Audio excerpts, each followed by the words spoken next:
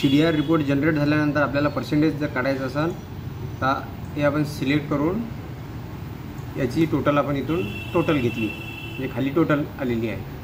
त्याच्यानंतर बघा इथं बरोबर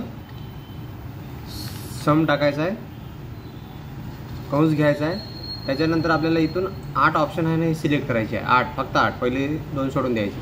8 घेतल्यानंतर कंस पूर्ण करायचं, नंतर भागिल्याचं चिन्ह. आता आपण किती घेतलेली आहे, 8 घेतलेली आहे, तर 8 घ्यायचा, नंतर गुणीला 100 करायचं इथं, नंतर भागिला करायचं. कोणासोबत भागिला, तर FIR सोबत. FIR वर क्लिक करायचं आणि एंटर मारायचं. ठीक आहे, तर 44.85 निघालेलं आहे. त्याच्यानंतर या कॉर्नरला पकडून तुम्ही एकदम खालपर्यंत आणायचं.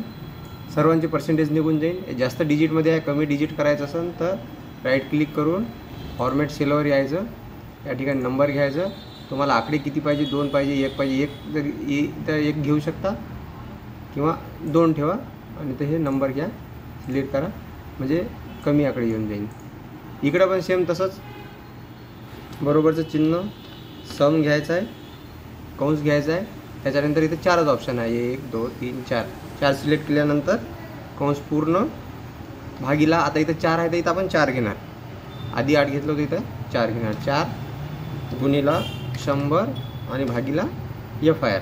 FIR वर क्लिक करायचं, एंटर मारायचं. याचा पण पर्सेंटेज निघालेला आहे. या कॉर्नरला पकडून खालपर्यंत आणायचं आणि राईट क्लिक करून डिजिट कमी करून घ्यायची आहे. नंबर फक्त 2 डिजिट राहील. ठीक आहे, अशा प्रकारे आपण पर्सेंटेज, हे प्रत्येक पोझिशनचे पर्सेंटेज निघालेले आहे. त्याच्यानंतर खाली हे टोटल, हा जिल्ह्याचा पूर्ण. हे बघा, पहिला जो आहे तो पर्सेंटेज असा निघाला आहे आणि दुसऱ्यामध्ये असा निघालेला आहे. याला 20 मार्क असतात आणि याला सुद्धा 20 मार्क असतात.